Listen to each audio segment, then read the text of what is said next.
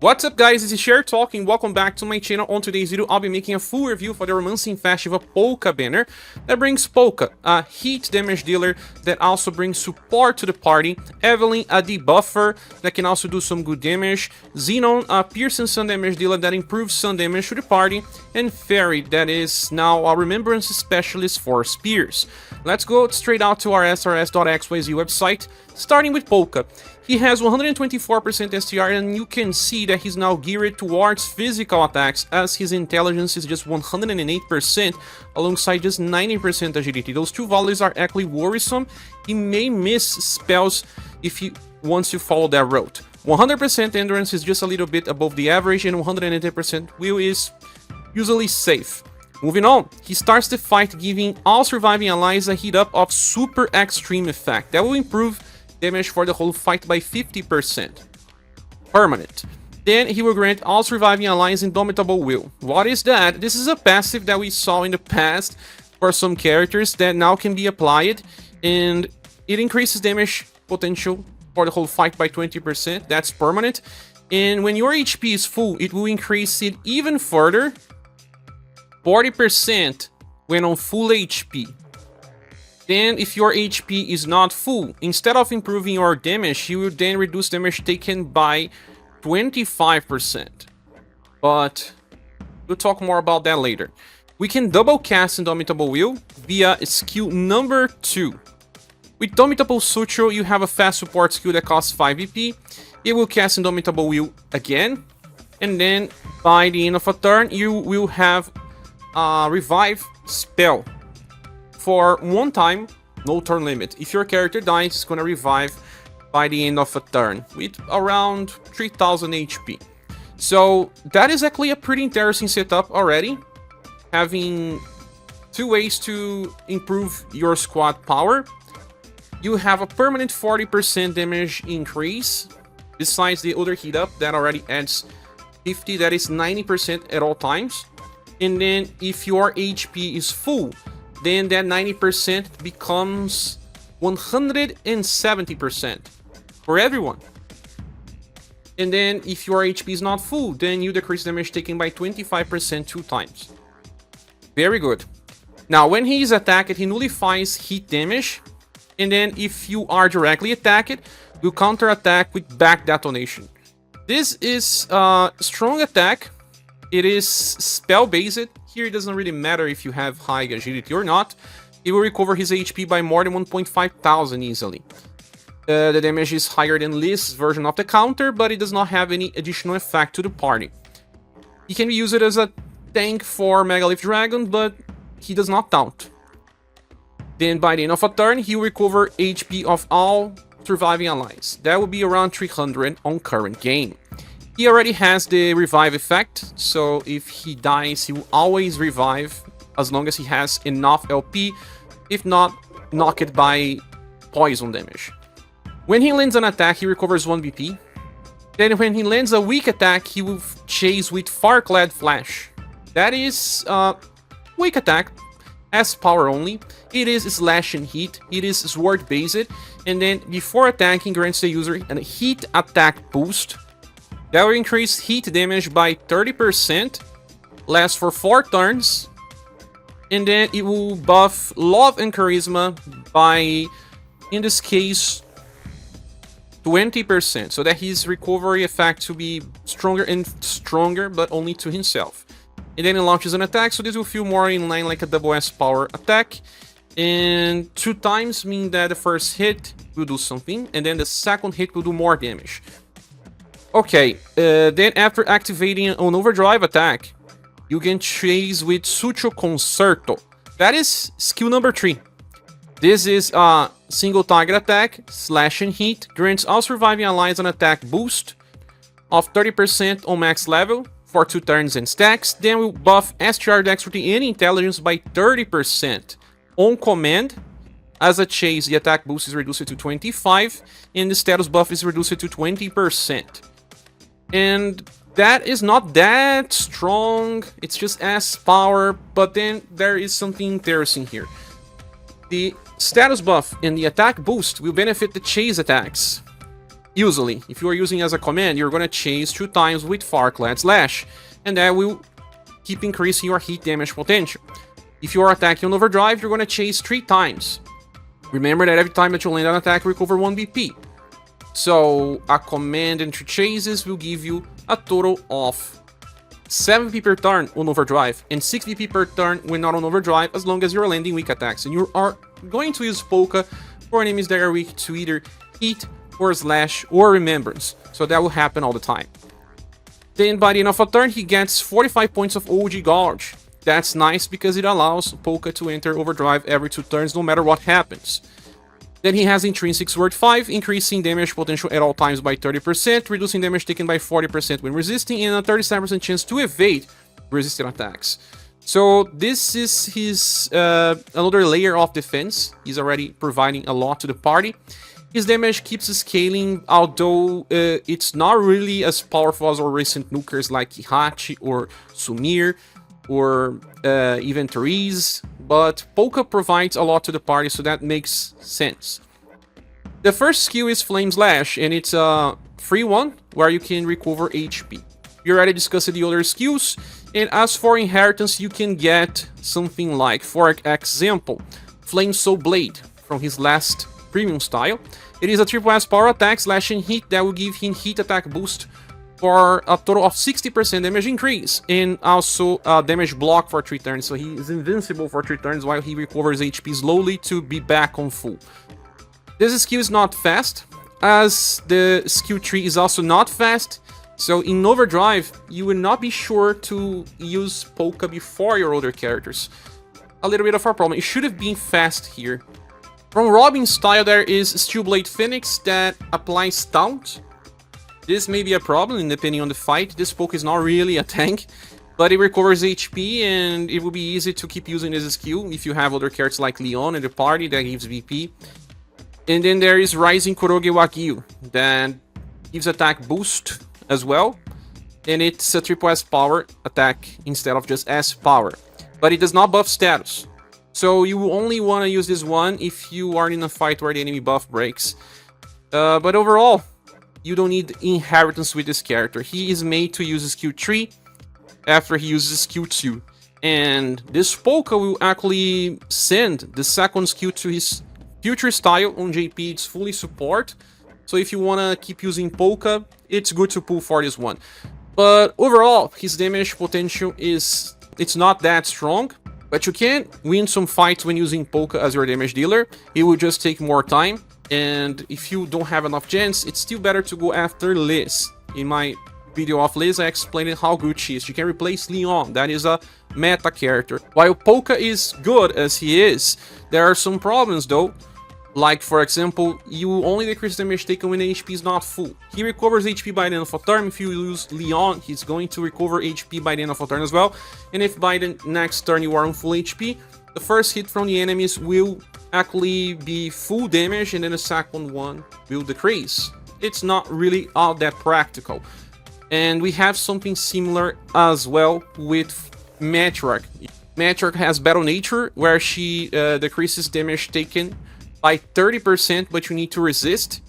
And then she can use her skill number 2, Lance Dance, that can give another stack, so 2 times 30% if you resist, alongside a 40% damage increase on total, and chance to evade. She can also amplify damage via Glittering Throw, that applies defense down. Not really all that important though, but White Spear also improves attack boost. So they are kind of similar in this regard, with the difference that Matriarch can inherit that very powerful Heaven's Heal that is fast, recovers, revives, and buffs all status by 50% on max level. So I can say that they are pretty similar. Polka is a little less interesting because he's a sword user. I changed my opinion on Polka, I believe, by having 2 different layers of defense and still a good party buff. He deserves a 4.5 out of 5. But is still ultimately skippable if you don't want to spend, since there are other key characters that offers even more. The next one will be Evelyn, and she is a mage with 110% agility, 131% intelligence. We have good values and good speed, 99% in endurance, and 119% will. Good enough as well. Moving on, she starts the fight with 14 BP because that's what it needs to use skill number 3. And then On the start of a round, she's going to cast Ancient Curse to all enemies. And then when these enemies attack, they will debuff all enemies SGR in intelligence by 10%. That's right, that's strange, but, well, it is also very good and carry problems with it as well. More about that later. When she lands an attack, she recovers HP and BP. When she attacks, she also applies defense down to the enemy, decreasing the defense by 10%, lasts for 2 turns and stack, and will always debuff the enemy intelligence by 10%. No matter your intelligence, this is a guarantee land. She has 40% damage increase at all times, and when attacked, damage will be reduced by 30. Now, skill number 3, Sinister Orb. It's an AoE attack that is not fast, shadow damage only, and before attacking grants the target's Ancient Curse for 2 turns. And then launches an 8-power attack. Kinda costly, 14, right? And applies an Ancient Curse for 2 turns, since the first one is just 1 turn, so that you can keep using this. What happens here is that you will still be debuffing the enemy's intelligence by 10% at least, because of the guaranteed debuff. And look at this perspective.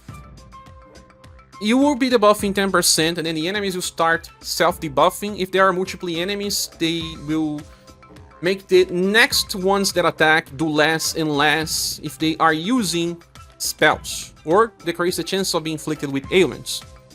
Okay, but then when you use Sinister Orb, you will enter this green charge stance. And then on the next turn, you can't control Evelyn anymore. She will then chase with fast AoE C-power attack, slash and shadow damage.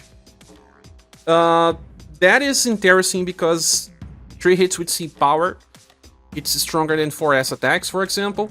And Sochi's had a similar mechanic, where she will also enter a charging stance and attack 3 times. But in her case, it was Column even. Now Evelyn has AoE. Better setup, right? It is, but she will then debuff the intelligence of the enemy by 10% because of the guaranteed debuff. She will then chase again with Cold Prison. Single target, Shadow and Cold this time. And 6 hits. So if there's just one enemy, she will attack 9 times. 3 times with C-power, and then 6 times with E-power. The only element that is permanent here is Shadow.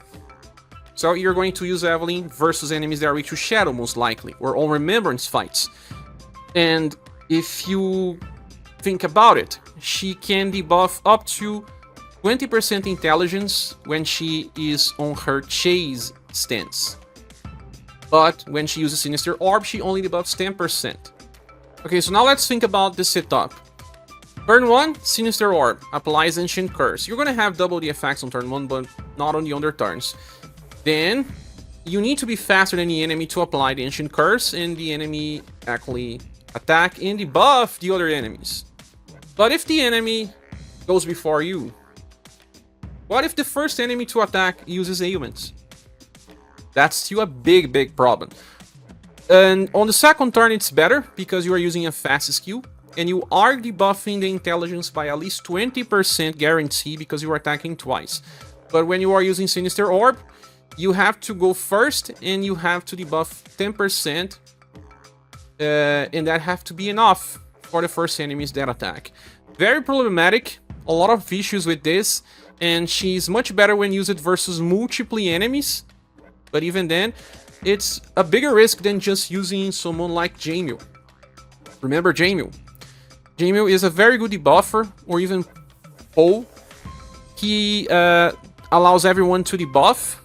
There's some RNG involved here, but he can provide either AoE or single target debuffs, because he applies this and then it will work on any skill that you activate. Much like Poe, that is a much better debuffer as well, alongside many other effects. Poe will debuff many status, not just intelligence. So Evelyn gets super limited by this decision of staying to just intelligence and also providing an effect where the enemies have to attack to trigger. So I don't really like this idea. She has another 2 skills that you will be using only if you don't have enough BP, but it should be enough to get 2 extra from any extra source. And if you want to use it, it's a single target attack that can debuff intelligence by 15%, but actually 25 because of her guarantee, or an attack that can debuff slash and shadow defense by 15% for 2 turns. This can also stack, but you should just stick to Sinister Orb and then use Green, Charge, and then Cold Prison. Overall, mechanic that is not going to make any impact in the game, to be honest. If you have her older versions, you can use this Euthanize Plus attack. This can debuff the intelligence of the enemy by 30%. That's big. And then also self-buff intelligence. But you're gonna lose all of the chase attacks in the mechanic that allows them to self-debuff. And then the most recent one also has Hex and Ritus. That is an AoE attack that can debuff the enemy intelligence by 15%. Alongside your extra 10%, it becomes 25%. It also buffs intelligence of older characters. But none of these is really all that interesting, because she has this special gimmick, and if you are not using, then why summon for Evelyn? I changed my opinion about Evelyn. I really think there's an issue here, and she deserves only a 3.5 out of 5. The next one will be Zenon, and he is a damage dealer with 132% dexterity and 120% agility. Very high, very close to marked users. 100% endurance and then 110% will, kind of on the average levels for current standards. Moving on, starts the fight with 13 BP, has multiple chains that I'll be discussing in a few. He gets 2 different heat ups, one of extreme and other of large effect. He reaches 225% damage increase by turn 5 onwards, but starts slow. Has only 25% damage reduction. When he lands an attack, he then recovers 1 BP. And on the start of a turn, he would then apply weak points to Sun. Defense down 1 turn. That is Sundered effect, but specific to Sun element. It will decrease the defense of the enemy by 20% and lasts for 2 turns. Meaning that on the second turn onwards, you're gonna stack 2 effects and you can reach very high damage potential because of that. We saw Madeline. If you have been watching the channel, you can see how much damage we can do because of Madeline plus Kihachi. Zenon does not have a Kihachi to be a partner, but he does have Goddess and some others. We'll be talking more about it later. Now, when he attacks, he always chases with Light Pierce's Word. That is his skill number 1. It's just a raw attack with Pierce and Sun, nothing special, deep power. Okay, not great. On odd turns, he then chases with Raster Ray. It's his second attack. This is a single target Pierce and Sun attack that grants the user a defense boost of medium effect, decreasing damage taken by 25%, lasts for 2 turns and stack, and also recovers HP by 1.5k at least. Triple S damage for 9 BP, and the damage and recover effect are pretty great if you consider that he is still allowing you to improve your damage. Now, on even turns, he then chases with Great Cross instead. Great Cross is 2 hits of C power with Pierce and Sun. You will do similar damage, that Raster Ray, but without the defense boost, and hitting 2 times instead of once. Doesn't make any impact overall because you get 1 BP, no matter if it's skill Raster Ray or if it is Great Cross. And you will always chase at least 2 times, so he gets at least 6 BP per turn. And on every 3 turns, counting from the start of battle, that is turn 3, 6, 9, and beyond, he's going to chase once more with triple Afterglow. That is his skill number 3. It is roll based, Pierce and Sun, hits 3 times with deep power. That's actually pretty good because it also has other effect. Grants all surviving allies a Sun attack boost with each attack. That will be around 25% per hit for Sun attacks only. We have, for example, Matriarch that uses White Spear that attacks 3 times. Lower damage, but it's a attack boost of 15% for all attacks. This time, you see Sun attack boost, it's specific, and a little stronger and even row based. This will be useful for a future remembrance fight where the enemies will be aligned in a row. But it is a little hard to reach 13 BP. You're gonna need a lot of BP batteries to use it every single turn. That is actually the best setup that you can achieve, because you only chase with this skill on every 3 turns. You actually wanted to use it every single turn, because these attacks here are not improving the damage of the party. I mean, skill 1 and skill 2. You should compare this to Madeline from the other banner. It is important because, look, Madeline has Spin Lightning Slash. She chases 2 times with this skill, and it has a 50% chance to improve lightning attack boost for the party. Medium effect 2 turns. It's usually at least 1 boost on average, and she can also give defense boost to the party with her skill 3. She gives extra effects when people are using lightning attacks already, both offensive and defensive. I believe she has a better kit. It's a better elemental leader than Zenon, that has the very good weak point for Sun, but everything else kind of falls apart. Although if you have Goddess, well, Goddess is gonna really do a lot of damage, because remember that she can stack her chases if you are using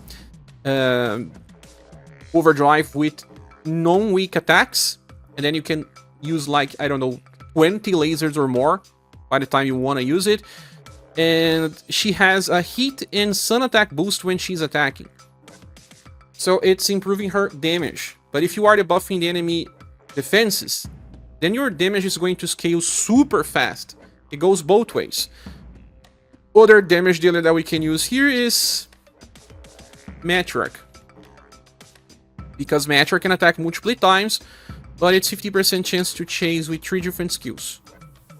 But she's good because she also provides support via Lance Dance and applying the 30% damage reduction when you are resisting. She already comes with 1.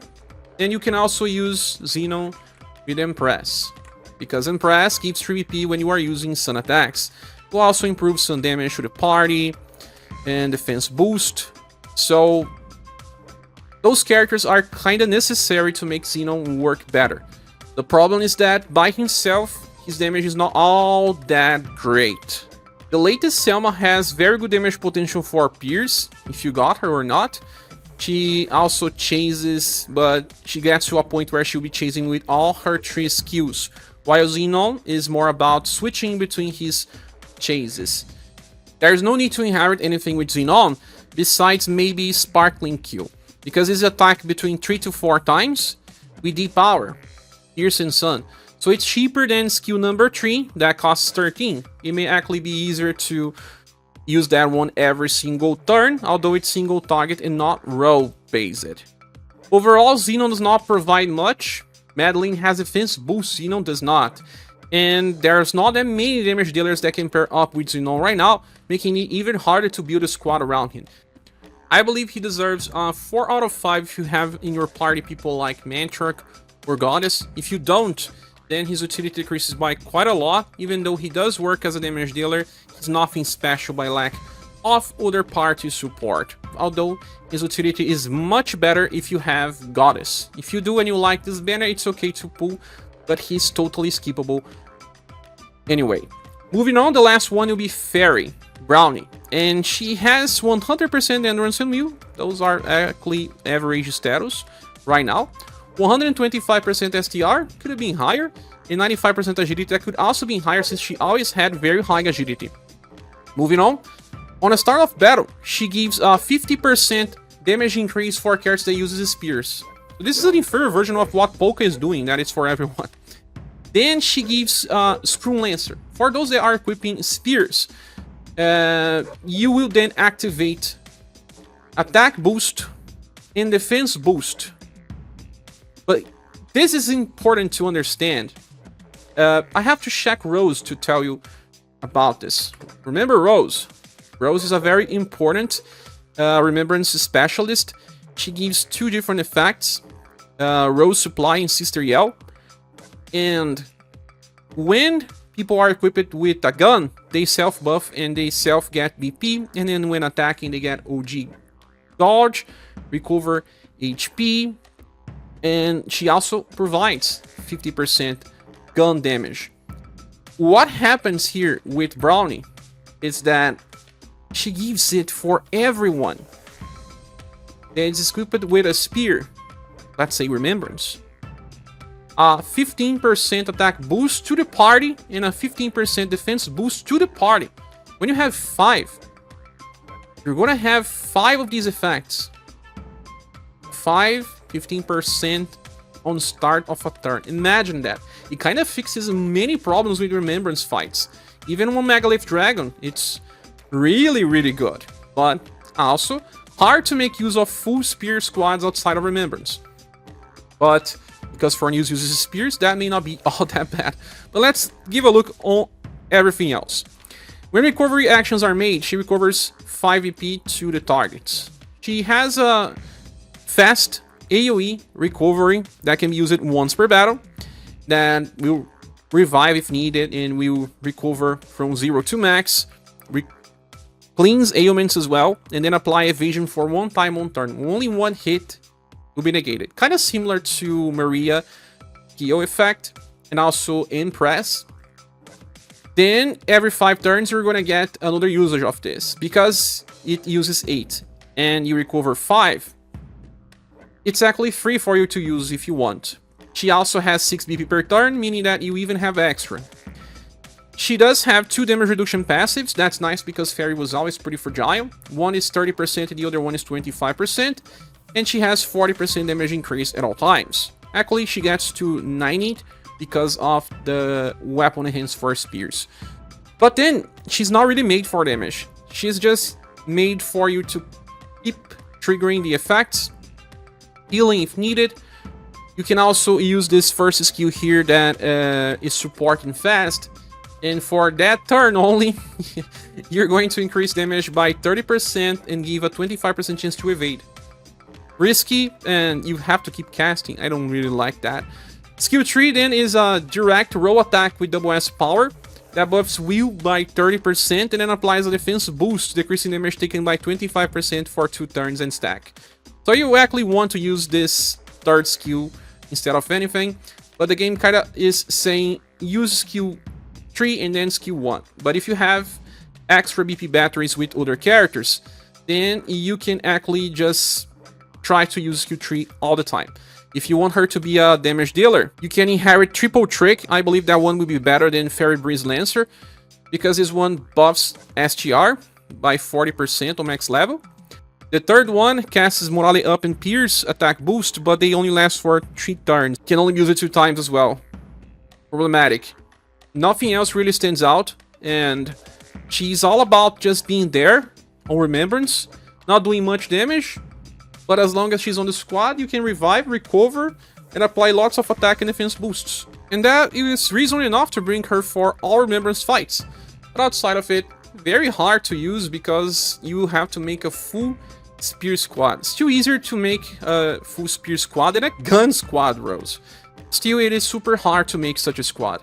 Anyway, Brownie potential is based on how much you value Remembrance fights. If you like Remembrance fights, and if you are having difficulty with spears, she helps. But I cleared spears with ease, and there are 2 different spear users coming in the future, Subir and Vagnus. They may also provide you enough if you are thinking about skipping this banner. Anyway, as a whole, for the restrictions applied to the character, I believe she deserves a 3.5, but on Remembrance, she is an absurd character. Now, back to the banner image. Is this banner worth summoning for? In my opinion, no. The reason being that, although Polka is strong style, he does not really have all that much power to be an offensive damage dealer, or enough support to be a full support. He's more of a mid-range character that does not beat what we are using, but it's not bad either. If you are a fan of the character, you can use him, but it's not really required. Then Evelyn has problems being a debuffer. Zenon is good, but he lacks companions to form a full Sun squad that is focused on damage, and Brownie is limited to Spear Remembrance most of the time, unless you can make a full Spear squad. But it's not a weapon where we have damage problems like Gun, for example, where Rose was more interesting. Overall, I believe this banner deserves a Silver Minus award, and is easy to skip. But if you want to pull here, be careful, because there is Joe And she's coming alongside the 7 Heroes banner that may be super close as well. But that's just my opinion. What is yours? Say here in the comment section. I decided to skip, and I want to wait as well. If you want to support the channel, click the links on the description of the video. Don't forget to click the like button. Keeps helping us as well. Hope to see you soon in the next video or live stream. Goodbye.